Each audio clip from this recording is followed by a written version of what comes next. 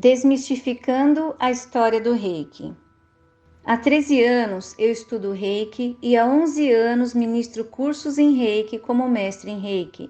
Durante todo esse tempo eu ensinei o Reiki fielmente como me foi passado e continuei meus estudos com outros sistemas em Reiki, onde hoje eu sou mestre em mais de 40 sistemas e canalizadora de 8 sistemas, o que faz de mim uma pessoa que entende muito pouco do Reiki. Pois o Reiki é uma vida de estudos, mas através das minhas práticas e estudos em mais de 10 anos, um pouquinho eu entendo sim. Estudando a bruxaria ancestral, eu fui conduzida a entender a ancestralidade do Reiki, pois eu tenho ciência que os ancestrais do Reiki são os mesmos que me conduzem a ensinar as pessoas que passam por essa trajetória como meus alunos. E uma coisa que sempre me chamou a atenção e até mesmo me deixava intrigada com a história do Reiki era a questão do catolicismo, da religião católica sendo envolvida nessa história toda. Tendo em vista que o Dr. Mikao Usui era japonês e sabemos que o Japão tem uma ancestralidade espiritual muito rígida e muito correta, mesmo num momento onde o catolicismo imperava em todo o mundo.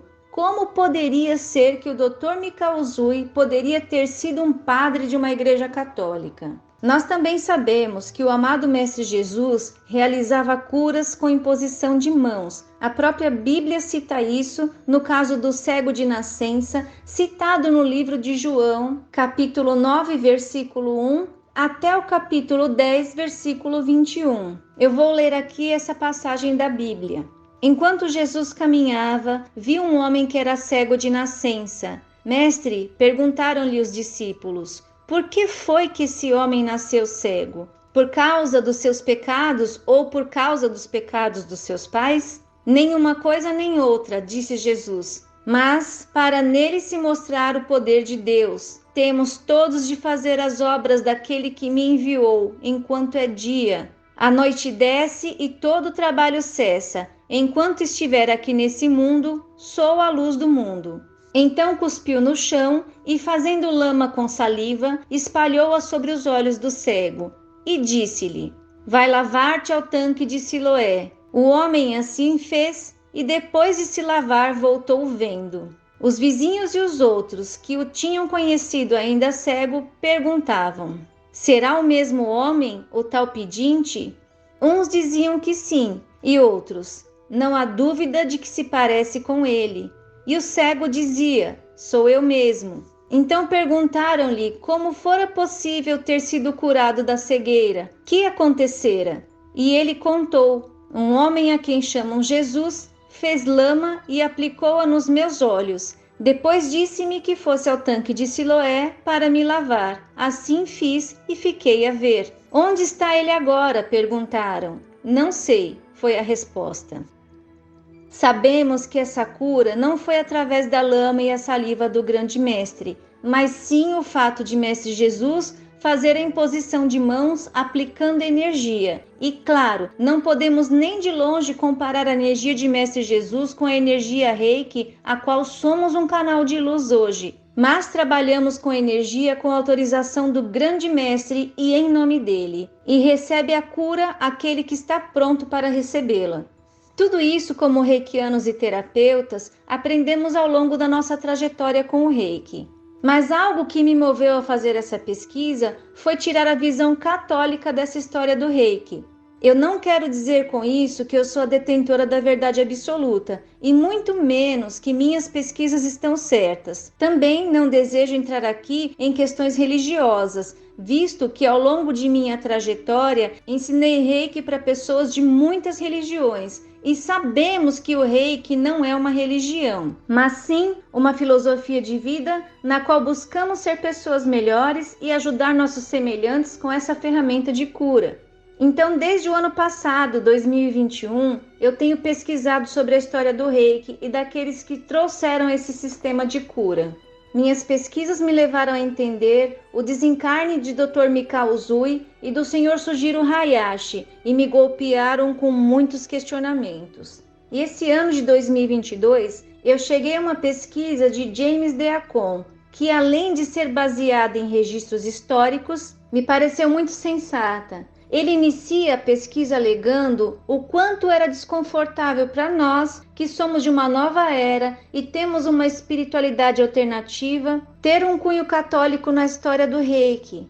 E como aprendemos então que Dr. Mikao Usui teria sido um padre católico que era professor de uma universidade católica? E as duas universidades mencionadas na história, a Universidade Doshisha, em Kyoto, onde haviam sido informados que o Usui Sensei havia sido ministro, e em alguns relatos também presidente da universidade, e também a Universidade de Chicago, onde diz que o Usui Sensei estudou como parte da sua busca para descobrir como Jesus realizou seus milagres de cura. Então, um outro pesquisador e canalizador do Karuna Reiki resolveu escrever para a universidade citada na história. E em novembro de 1990, ele recebeu uma resposta da Universidade de Chicago afirmando que nossos registros não indicam que Mikao Usui tenha frequentado a Universidade de Chicago.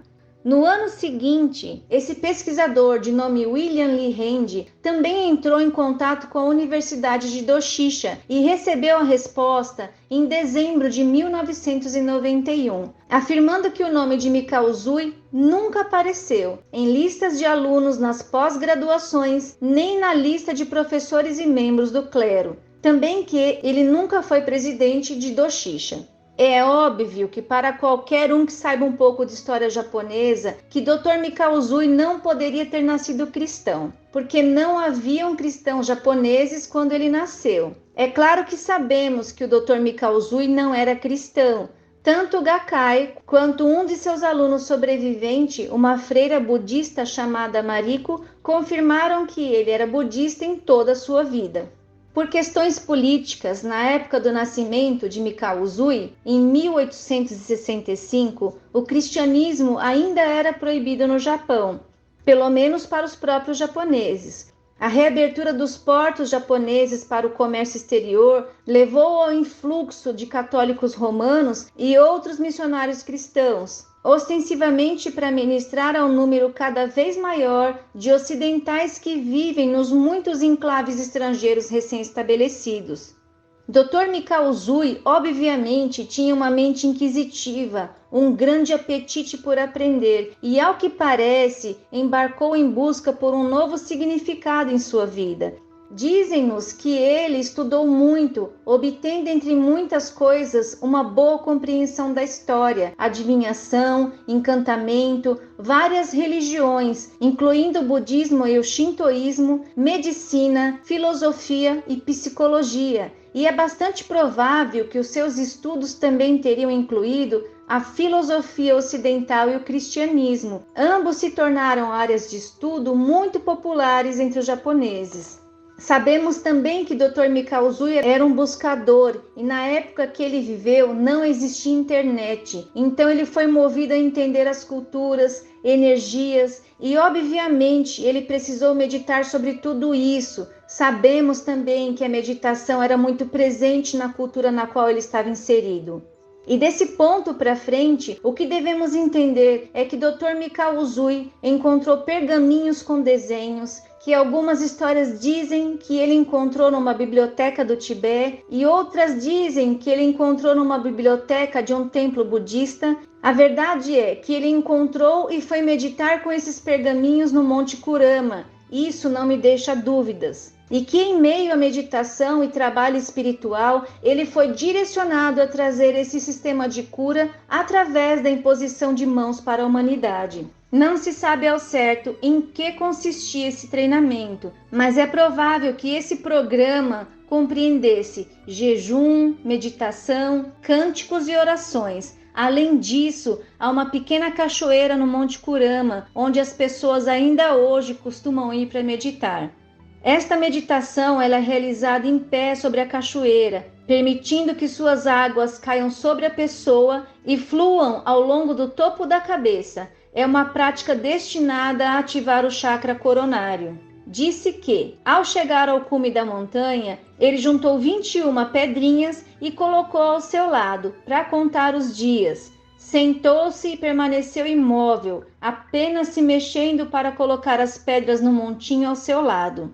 No amanhecer do 21º dia, já debilitado, sem ter tido qualquer visão, ele se perguntava se conseguia voltar para casa. Foi quando o sol começou a nascer e o primeiro raio de luz atingiu o Dr. Mikao Uzui de forma tão intensa que ele caiu de costas. Foi onde ele teve visão de bolhas coloridas que entravam em seu corpo e que continham o que ele havia lido no pergaminho em sânscrito. O que se diz é que ele viu símbolos do reiki e em seguida ergueu-se totalmente restabelecido, e esse é considerado o primeiro milagre atribuído ao reiki. Ao descer a montanha correndo, cortou o dedo do pé e ao segurá-lo com as mãos, percebeu que o sangue parara de jorrar. E esse é tido como o segundo milagre do reiki. Ainda no caminho de volta, encontrou uma criança que tinha dor no dente e ao colocar sua mão, a dor cessou. E esse é o terceiro milagre atribuído ao reiki.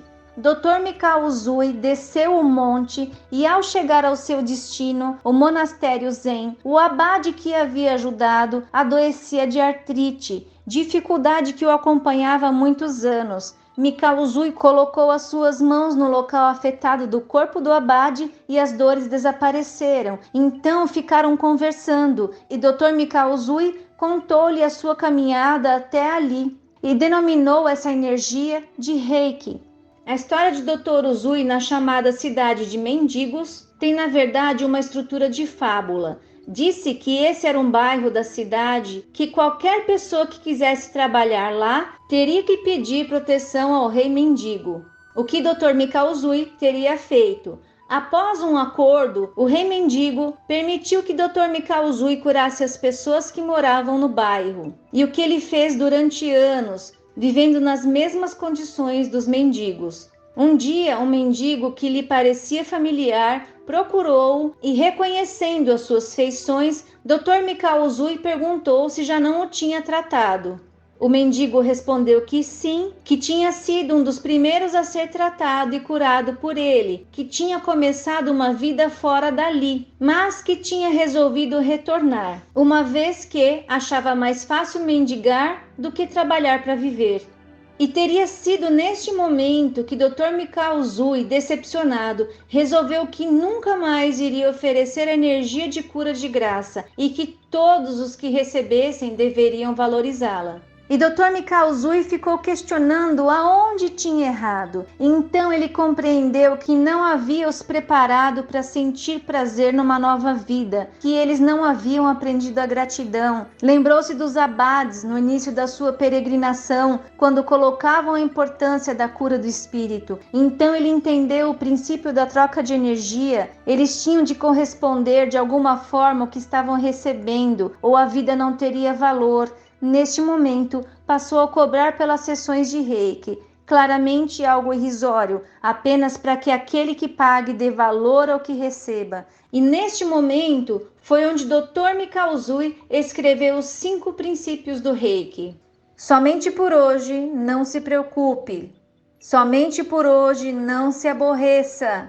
Somente por hoje, honre teus pais, professores e mais velhos. Somente por hoje, trabalhe honestamente. E somente por hoje, seja grato. Se nós entendermos esses 5 princípios do reiki, nós conseguimos nos manifestar como pessoas melhores nesse plano. E se nós formos entender esses 5 princípios do reiki de forma inversa, por exemplo, somente por hoje seja grato com o universo, para nós que somos estudantes de espiritualidade, a gente entende que a gratidão é a chave de tudo. Então nós começamos a agradecer pelo dia que nós acordamos, a noite que nós vamos dormir, pela nossa cama, pelo alimento que nós temos, pela vida que nós temos, pelo trabalho que nós desenvolvemos. A gratidão faz parte do nosso dia a dia. Honrar pais, professores e mais velhos já é uma tarefa um pouco mais difícil, porque vai depender da evolução do espírito, da sabedoria que aquele espírito porta para entender os seus pais, para entender como eles foram criados, que tudo está sendo feito da forma que deve ser feita, que nós reencarnamos com os nossos maiores desafetos e nós devemos honrá-los e amá-los. Trabalhar honestamente já fica mais fácil, porque nós entendemos que a semeadura é livre, mas a colheita é obrigatória. Ou seja, se nós plantamos feijão, nós vamos colher feijão, não vamos colher arroz. E o mal que fazemos a alguém hoje, esse mal não será retornado amanhã. Então nós temos esse conhecimento e fazemos essa prática. Mesmo que aquele trabalho seja árduo, que não seja o trabalho da nossa vida, nós faremos aquele trabalho com amor. Mas o que eu acredito fielmente, que os dois princípios mais difíceis de serem cumpridos é o de não se preocupar e não se aborrecer. E como eu sempre digo, nós somos reikianos ou um saco de batata? Nós podemos sim ficar preocupados por 5 minutos. Nós vamos trabalhar o reiki, vamos trabalhar a nossa espiritualidade para que sim a gente consiga resolver aquela questão. E se não tem solução, solucionado está. Não se aborrecer também é algo que a gente busca uma cura muito grande. Porque que o outro fala é problema dele, o que nós fazemos é problema nosso. E no final das contas, o nosso acerto sempre será com a espiritualidade, não com o outro.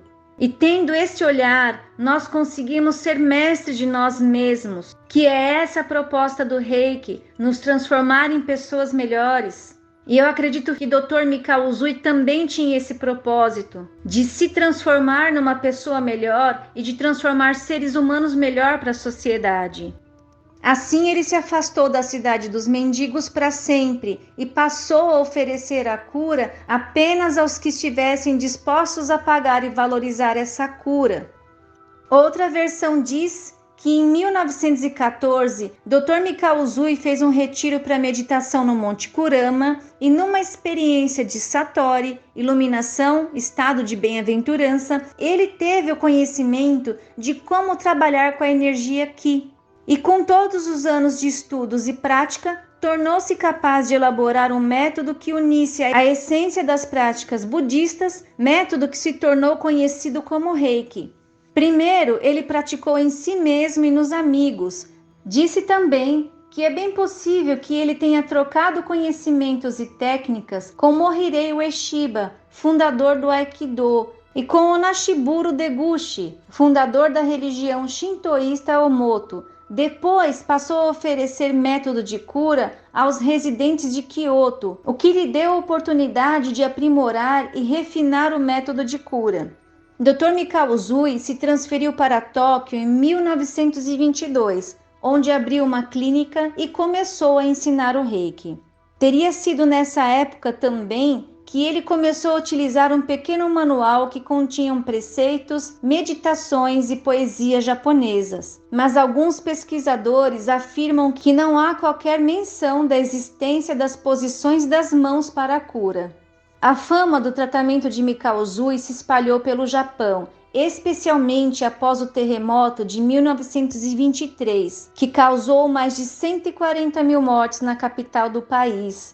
Dr. Mikao Usui ofereceu o Reiki às vítimas com imenso sucesso e recebeu uma premiação do imperador pelo belo trabalho de ajuda realizado e passou a receber convites para ensinar o seu método. Em 1924, ele passou a transmitir um método simplificado para o público. Disse que um dos seus mais notáveis estudantes foi Sujiro Hayashi, que era cristão, e posteriormente abriu uma clínica em Tóquio, readaptando o formato dos ensinamentos de Dr. Mikao Usui, desenvolvendo uma série mais complexa de postura de mãos. Segundo se acredita, as constantes viagens de Dr. Mikao Usui pelo país e o seu esforço em ensinar o Reiki acabaram prejudicando a sua saúde e ele faleceu dia 9 de março de 1926. Muitas histórias não contam, mas Dr. Mikao Usui fez a transição através de derrame cerebral. E quem continuou a trajetória de Dr. Mikao Usui foi o Sujiro Hayashi. E aí entramos novamente na questão cristã, e no decorrer da história veremos como foi a transição de Sujiro Hayashi. E através dessa interpretação eu deixarei vocês mesmos analisarem se ele era realmente cristão. Sujiro Hayashi era médico e comandante da Marinha Imperial Japonesa. conheceu o Dr. Mikao Usui quando este assistia a uma das suas conferências. Após esse evento, aprendeu Reiki com o Dr. Mikao Usui e tornou-se um dos seus mais devotos discípulos. Foi formado mestre em Reiki em 1925, tendo sido um dos 17 mestres que Dr. Mikao Usui formou de entre os seus mais de 2.000 alunos. Na sua clínica localizada em Shinanomachi, passou a incluir o Reiki como forma de tratamento, tendo sido a partir de Dr. Hayashi que os pacientes de Reiki passaram a ser tratados em macas ou marquesas e não mais em cadeiras, conforme acontecia até então com o Dr. Mikao Usui. Em 1937, Dr. Hayashi viaja ao Havaí, território anexado pelos Estados Unidos da América, em 1898, para ministrar o mestrado em Reiki a Avaio Takata, depositando na sua discípula grandes esperanças de alargar o conhecimento em Reiki no Ocidente. Ao regressar em 1938, os militares japoneses o interceptaram, exigiram-lhe informações militares sobre a localização de pontos militares estratégicos dos Estados Unidos da América no Havaí, com a finalidade de os japoneses prepararem um ataque mais eficaz aos Estados Unidos da América, e o mestre Hayashi recusara dar essas informações. Dada a rigidez da cultura japonesa naquela época, e para salvar a honra num país marcadamente nacionalista, restava-lhe apenas a praticar o seppuku, que consiste num ritual suicida japonês, tradicionalmente reservado aos samurais, que permite assumir uma morte honrada. Ele praticou o ato em 10 de maio de 1940, evitando dessa forma ter de combater na Segunda Guerra Mundial e tornar parte desse episódio cataclísmico da história da humanidade. E aí eu coloco essa questão na mente de vocês. Era mesmo Dr. Sujiro Hayashi um católico? E à medida que alguns estudiosos investigaram a verdadeira história de Avaio Takata, vai ficando cada vez mais claro que estava cheio de erros e contradições. Já que a versão da mesma incorporou tantas publicações, é importante que aqueles que conheceram essa história e que transmitiram aos seus alunos considerem os aspectos comprovadamente falsos e, em seu lugar, deem a eles as informações corretas. Dessa maneira, se obtém uma versão mais precisa da história e se compreende melhor o modo como influiu o testamento de Avaio Takata na prática do Reiki no Ocidente. Avaio Takata considerava que o Reiki tinha uma tradição transmitida oral e, portanto, seus alunos não recebiam material escrito e não podiam fazer anotações ou gravações. Esta regra foi estritamente observada e transmitida a todos os mestres formados por ela, como parte essencial do método Usui de Reiki. Isso talvez explique porque a formação em Reiki através dos mestres de Takata teve um alcance tão limitado. Hoje nós sabemos que o Reiki de nenhuma forma é uma tradição de transmissão oral, porque tanto o Dr. Mikao Usui quanto o Dr. Sujiro Hayashi elaboraram notas que entregavam aos seus alunos e estão disponíveis exemplares de manuais que eles escreveram que contêm muitos importantes exercícios e técnicas para o tratamento de doenças específicas. Sabe-se com exatidão que Avaio Takata tinha o manual do Dr. Sujiro Hayashi e que entregou cópias a alguns de seus alunos, mas sem documentação escrita e sem autorização para tomar notas ou fazer gravações, ficava difícil aprender. Avaio Takata se considerava representante do Reiki segundo o Dr. Mikao Usui e garantia estar ensinando sem nenhuma modificação o método original. Graças a outros manuais, comprovou-se que muitos exercícios que Dr. Mikao Usui havia ensinado foram ignorados. Eu não desejo dizer com tudo isso que Avaio Takata fez coisas erradas. Eu entendo que graças a ela, hoje temos a oportunidade de estudar o Reiki. Que nós não podemos mais é propagar versões errôneas e desconexas do que verdadeiramente é o Reiki, que é uma energia pura, limpa, amorosa e muito poderosa, incorruptível. Acredito que são os próprios mentores do Reiki que estão colocando clareza nas mentes de alguns praticantes para desmistificar toda essa história. O reiki não pode ser pendido para nenhuma religião, pois o reiki, como eu já falei, não tem religião. E não importa se pedimos auxílio a Mestre Jesus, Oxalá, ao quinto raio cósmico, aos deuses, às bruxas do passado, o que importa é que usemos dessa ferramenta de cura para fazer o bem, não apenas para nós, mas também para todos aqueles que precisam.